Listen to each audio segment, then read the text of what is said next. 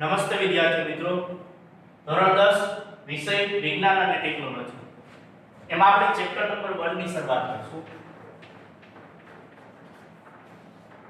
Chapter number 1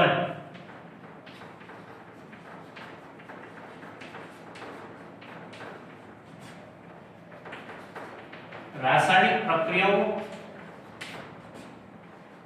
અને તેના રાસાયણિક સમીકરણો એટલે કે કેમિકલ રિએક્શન એન્ડ ઇક્વેશન. ચલો, કાલે એક વિડિયો એની અંદર આપણે ચર્ચા કરી હતી કે રાસાયણિક સૂત્રો કઈ રીતના બનાવવા છે, એનો પણ આપણે ઉપયોગ કરશું. ચલો, આ પાઠની અંદર સૌથી પહેલા આપણે પ્રસ્તાવના, રોજિંદા જીવનની અંદર એ રાસાયણિક ઘટનાઓ કેવી કેવી જોવા મળે છે. ચલો, આપણે શરૂઆત કરી કે રોજિંદા જીવનમાં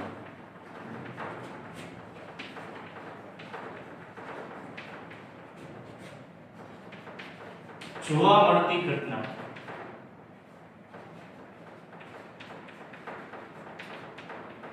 કે આપણે રોજિંદા જીવનમાં જોઈ છે એવી ઘટનાઓની વાત કરીએ. ચલો, સૌથી પહેલા ચર્ચા કરી કે ઉનાળાના સમય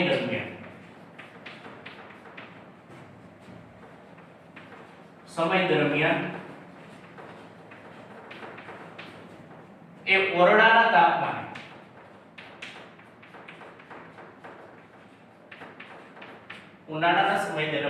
ઓરડાના તાપમાને એ દૂધ રાખવામાં આવશે તો દૂધ એ બગડી જશે. બીજી વાત કરી કોઈ લોખંડની વસ્તુની વાત કરી કે લોખંડની વસ્તુ જેવી કે ખીલી, લોખંડની વસ્તુ ખીલી, તવો છે, તપેલી છે વગેરે જેવી વસ્તુ છે એ ભેજવાળી હવાના સંપર્કમાં રાખતા તે કાટ લાગે છે. ત્રીજી ઘટના જોઈ દ્રાક્ષના આચરણની ક્રિયા. ચલો, આપણે જાણીએ છીએ કે દ્રાક્ષ છે તો દ્રાક્ષના આચરણની ક્રિયાની અંદર શું જોવા મળે? ઓક્સિજનની ગેરહાજરીમાં અને કાર્બન ડાયોક્સાઇડનો ઉપયોગ થઈ અને દ્રાક્ષમાંથી ઇથેનોલ બનવાની ઘટના એ જોવા મળે છે. ચલો, ત્યારબાદ જઈ ખોરાકનું રંધાવું. એ પાંચમી ઘટના જોઈ કે જેની અંદર આપણા શરીરમાં થતી પાચનની ક્રિયા. અને છઠ્ઠી ઘટના જોઈ કે આપણા શરીરમાં શ્વાસોશ્વાસની ક્રિયા રહી. ચલો, આ એક રોજિંદા જીવનમાં જોવા મળતી આ ઘટના જુઓ કે ઉનાળો હોય ત્યારે તાપમાન વધુ હોય તો દૂધ ઓરડાના તાપમાને રાખશો તો બગડી જશે. લોખંડની વસ્તુ છે, ખીલી હોય, તવો, તપેલી વગેરે જેવી વસ્તુ કે જે ભેજવાળું વાતાવરણ હોય એના સંપર્કમાં કાટ લાગી જશે. દ્રાક્ષના આથોડની ખોરાક કાચો હોય છે, પછી રંધાવાની ક્રિયા, આપણા શરીરમાં થતી પાચનની ક્રિયા, શ્વાસોશ્વાસની ક્રિયાવિધિ, આ બધી જ ઘટનાઓ જોઈ શકીએ કે જેની અંદર કોઈ ને કોઈ રાસાયણિક ફેરફાર જોવા મળે છે. તો આમાં તમે જોઈ શકો આ બધી જ ઘટનાઓ પ્રારંભિક જેવી હતી એનો સ્વભાવ એટલે એની પ્રકૃતિ પહેલા હતી એના અંતિમ એની પ્રકૃતિમાં ફેરફાર જોવા મળે છે. એટલે ભૌતિક અને રાસાયણિક ફેરફાર જોવા મળે છે. જ્યારે કોઈ પણ ઘટના હોય એની અંદર એ રાસાયણિક ફેરફાર જોવા મળે. કેવો ફેરફાર? રાસાયણિક ફેરફાર જોવા મળશે તો ત્યારે આપણે એમ કહી શકીએ એમાં કંઈક રાસાયણિક પ્રક્રિયા થઈ છે. રાસાયણિક પ્રક્રિયા થઈ છે. ચલો, આપણે ઉદાહરણથી શરૂઆત કરી. એક પ્રવૃત્તિ લઈ છે.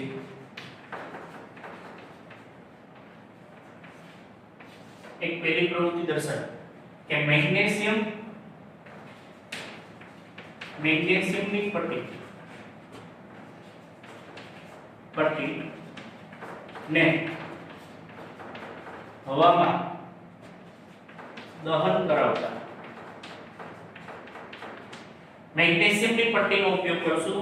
મેગ્નેશિયમની પટ્ટી એ હવામાં દહનની ક્રિયા. ચલો આપણી પાસે એક આ મેગ્નેશિયમની છે એક પટ્ટી દર્શાવી, એમાંથી એક મેગ્નેશિયમની પટ્ટી ઉપયોગ કરશું.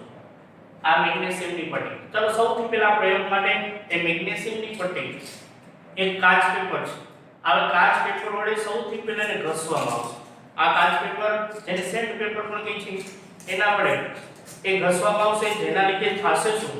એ કાચ પેપર વડે ઘસવામાં આવશે, જેના લીધે આ મેગ્નેશિયમની પટ્ટીમાં રહેલો ઓક્સાઇડનું પડ દૂર થઈ જશે. હવે એક બર્નર અથવા એ મીણબત્તી છે અથવા સ્પિરિટ લેમ્પ છે, એમાં એ સ્પિરિટ લેમ્પની નજીક એટલે કે સ્પિરિટ લેમ્પની બાજુમાં લઈ જતા દાખલા તરીકે આ રીતના બર્નરની રચના હોય છે. હવે બર્નરની રચના હોય છે, આમાં મેગ્નેશિયમની પટ્ટી એ નજીક લઈ જતા હવે બર્નરની જ્યોતમાં એ ડાબતા આપી જગારા મારતી જ્યોતથી એ તે સળગવા આવશે.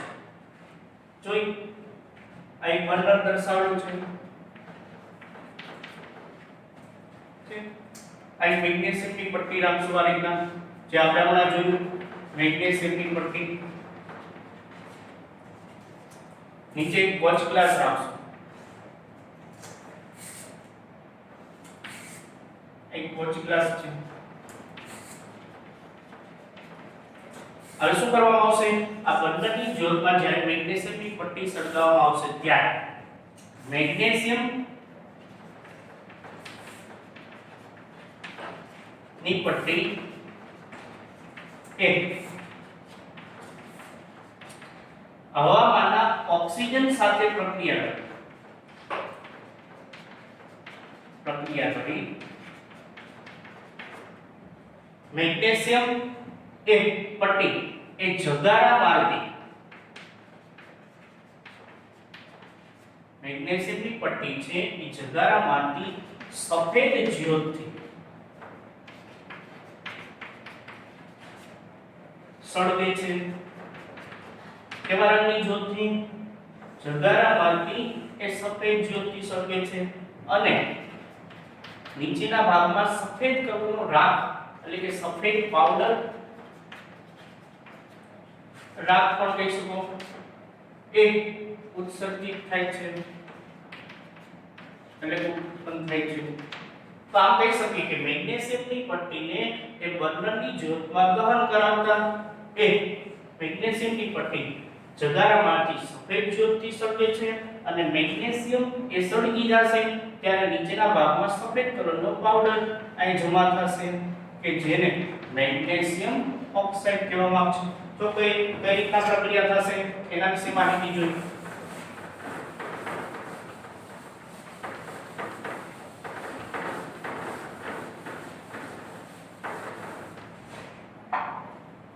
અહીં સૌથી પહેલા આપણે મેગ્નેશિયમની પટ્ટી લીધેલ છે. મેગ્નેશિયમની પટ્ટી Mg. મેગ્નેશિયમની પટ્ટી હવામાંના ઓક્સિજનની હાજરી મેગ્નેશિયમ પ્લસ હવામાંના ઓક્સિજન O2 આ બંને વચ્ચે પ્રક્રિયા થઈ અને નીચે વોચ ગ્લાસની અંદર મેગ્નેશિયમ ઓક્સાઇડ એકઠો થાય છે. શું થાય છે? મેગ્નેશિયમ ઓક્સાઇડ, જેને MgO સૂત્ર વડે દર્શાવવામાં આવે છે. Magnesium oxide. આ રીતના મેગ્નેશિયમને હવામાં દહન કરતા મેગ્નેશિયમ ઓક્સાઇડ એ સફેદ પાવડર સ્વરૂપે ઉત્સર્જિત થાય છે. ચલો બીજી એક પ્રવૃત્તિ દર્શાવી.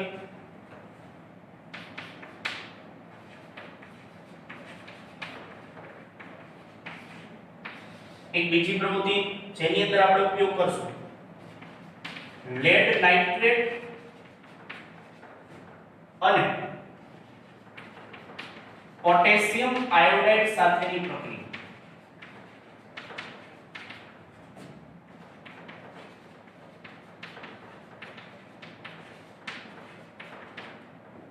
ચલો આની અંદર શું જોવા મળે? Lead nitrate. સૌથી પહેલા એક કસ્ટડી લેશું.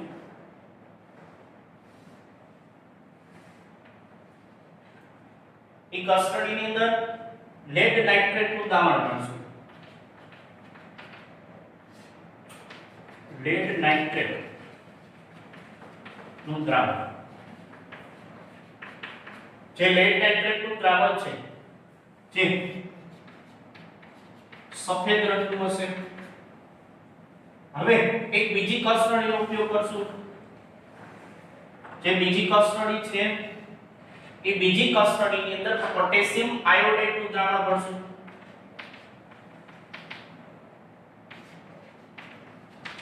પોટેશિયમ આયોડાઇડ, એ પોટેશિયમ આયોડાઇડનું દ્રાવણ એ રંગવિહીન હશે.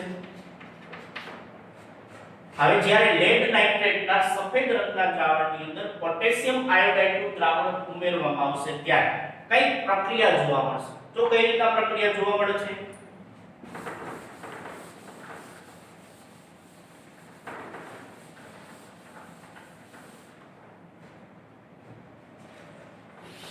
ચલો અગાઉ જોઈ ગયા એ પ્રમાણે સૌથી પહેલા લેડ નાઇટ્રેટનું સૂત્ર આપણે જોઈએ.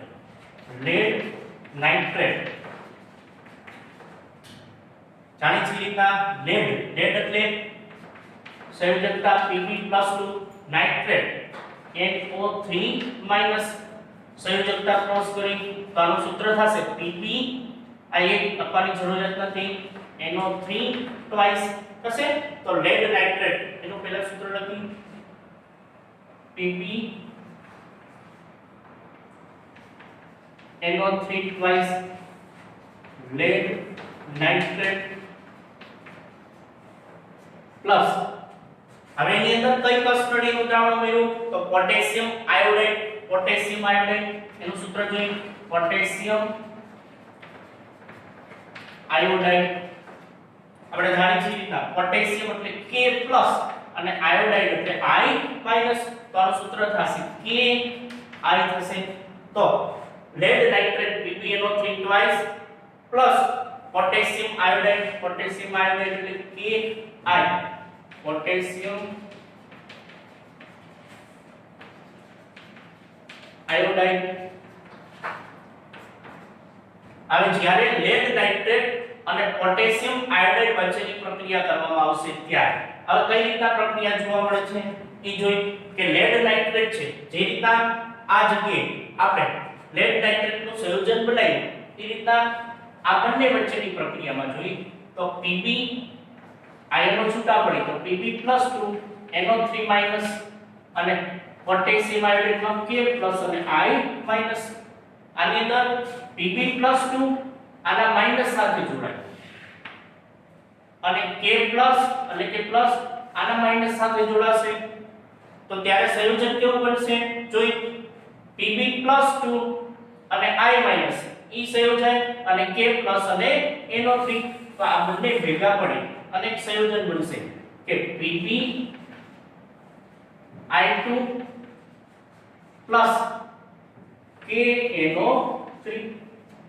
PbI2 + KNO3. Pb એટલે કે લેડ આયોડાઇડ અને પોટેશિયમ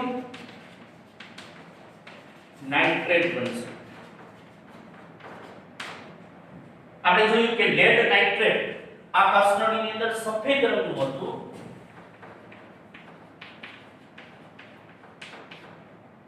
પોટેશિયમ આયોડાઇડનો રંગવિહીન દ્રાવણ હતું.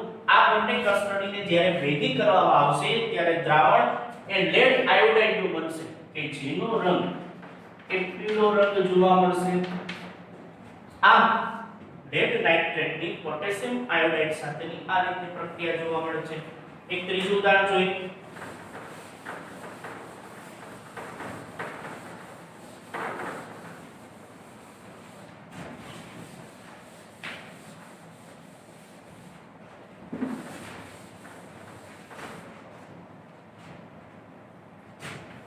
પ્રવૃત્તિ નંબર 3. ચલો ત્રીજી પ્રવૃત્તિની અંદર કઈ વસ્તુનો ઉપયોગ કરશું? ઝિંક ધાતુનો ઉપયોગ કરશું. ઝિંક ધાતુની મંદ હાઇડ્રોક્લોરિક એસિડ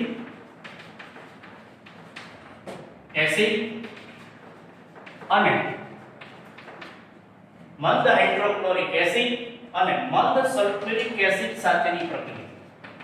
સલ્ફ્યુરિક એસિડ સાથેની પ્રક્રિયા ચલો આની અંદર શું જોવા મળે? આ પ્રવૃત્તિની અંદર સૌથી પહેલા ઝીંક ધાતુ એની મંદ હાઇડ્રોક્લોરિક એસિડ અથવા એ મંદ સલ્ફ્યુરિક એસિડ સાથેની પ્રક્રિયા આપણે લઈ શકીએ. પહેલા એક કોનિકલ ફ્લાસ્ક લેશું.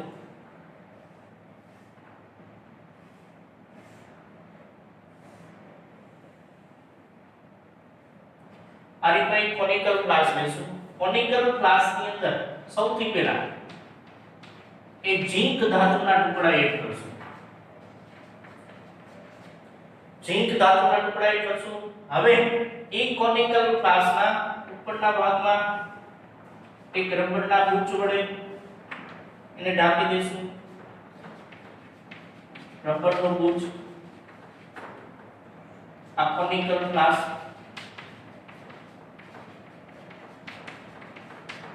હવે એક રબરના ગુચ્છમાં એક છિદ્રમાં એક પાતળી નળી પસાર કરશું.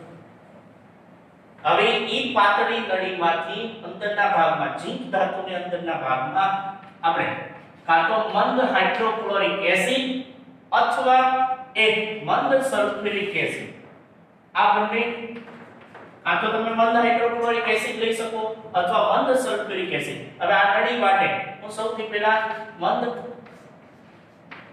હાઇડ્રોક્લોરિક એસિડ ની અંદર નાખશું.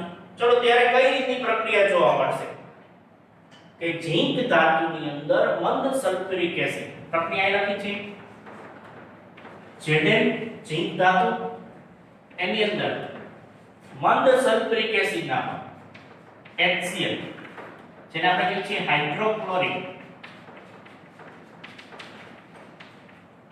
એસિડ. આ બંને વચ્ચે પ્રક્રિયા કઈ રીતના થશે? આ ઝીંક છે Zn+2 હાઇડ્રોક્લોરિક એસિડ છે તો H+ અને Cl- જોવા મળે તો આ પ્લસ છે આ માઈનસ સાથેના સંયોજન સાથે જોડાશે તો પ્રક્રિયા શું થાય? Zn+2 અને Cl- તો ZnCl2 પ્લસ ભાઈ તો હાઇડ્રોજન એકલા પરમાણુ સ્વરૂપે જોવા મળતો નથી, અણુ સ્વરૂપે. એટલે હાઇડ્રોજનના બે પરમાણુથી એક હાઇડ્રોજનનો અણુ જોવા મળે છે અને કે હાઇડ્રોજન વાયુ છૂટો પડશે. એટલે કે ઝીંક ધાતુમાં જ્યારે મંદ હાઇડ્રોક્લોરિક એસિડ ઉમેરવામાં આવશે ત્યારે આમાંથી હાઇડ્રોજન વાયુ આ નળી માટે શું નીકળશે? બહાર નીકળશે. એ સિવાય તમે મંદ સલ્ફ્યુરિક એસિડ પણ લઈ શકો. કઈ રીતના? આ ઝીંક ધાતુ Zn પ્લસ મંદ સલ્ફ્યુરિક એસિડ નું સૂત્ર H2SO4 એટલે કે સલ્ફ્યુરિક એસિડ. સલ્ફ્યુરિક એસિડ થશે Zn પ્લસ H2SO4. આની અંદર પ્રક્રિયા જોઈ તો એ જ રીતના Zn+2 આ ઝીંક છે આમાં H+ અને SO4-2 તો આના પ્લસ આયન આ માઈનસ આયન સાથે જોડાશે તો +2 ને -2 સંયોજકતા સરખી આપણું સૂત્ર ZnSO4 પ્લસ હાઇડ્રોજન અણુ સ્વરૂપે એટલે H2 એ જોવા મળે છે. આમ આ પ્રક્રિયાની અંદર જોઈ શકીએ કે ઝીંક ધાતુની મંદ હાઇડ્રોક્લોરિક એસિડ અથવા મંદ સલ્ફ્યુરિક એસિડ સાથેની પ્રક્રિયાથી એ હાઇડ્રોજન વાયુ શું થાય છે? એ મુક્ત થાય છે. એટલે કે હાઇડ્રોજન વાયુ ઉત્પન્ન થાય છે. આગળની બે પ્રવૃત્તિ જોઈ. મેગ્નેશિયમની પટ્ટીવાળી એની દહનની ક્રિયા, બીજી લેડ નાઇટ્રેટ વાળી પ્રક્રિયા. આ બંનેની અંદર રાસાયણિક પ્રક્રિયા તમે જોઈ છે તો રાસાયણિક પ્રક્રિયાની અંદર આ બાજુ એટલે કે તીરની આ બાજુ અને તીરની આ બાજુ એટલે ડાબી બાજુ અને જમણી બાજુ તીરની આ બાજુ ને પ્રક્રિયક કહેવાય, આ બાજુ નિપજ કહેવામાં. બંનેની પરમાણુની સંખ્યા સરખી થાય જે આપણે આગળના વિડિયોની અંદર જોશું. તો અત્યારે સામાન્ય એક સંતુલિત કરી છે કે ઝીંકના પરમાણુ સંખ્યા 1, ઝીંકના પરમાણુ સંખ્યા 1, ક્લોરીનના પરમાણુ સંખ્યા 2 છે. તો ક્લોરીનના પરમાણુ સંખ્યા 2 હોય તો હાઇડ્રોક્લોરિક એસિડના આગળના ભાગમાં 2 લખશું જેના લીધે ક્લોરીનના પરમાણુ સંખ્યા 2, ક્લોરીનના 2, હાઇડ્રોજનના પરમાણુ સંખ્યા 2, હાઇડ્રોજનના પરમાણુ સંખ્યા એ 2 થશે. આમ એક ઝીંક ધાતુની મંદ હાઇડ્રોક્લોરિક એસિડ અથવા મંદ સલ્ફ્યુરિક એસિડ સાથેની આપણે એ પ્રક્રિયા એ જોઈ છે.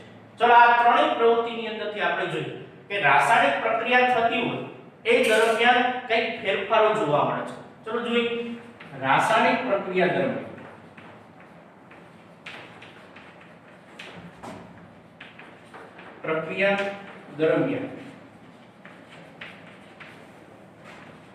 કયા ફેરફારો જોવા મળે છે?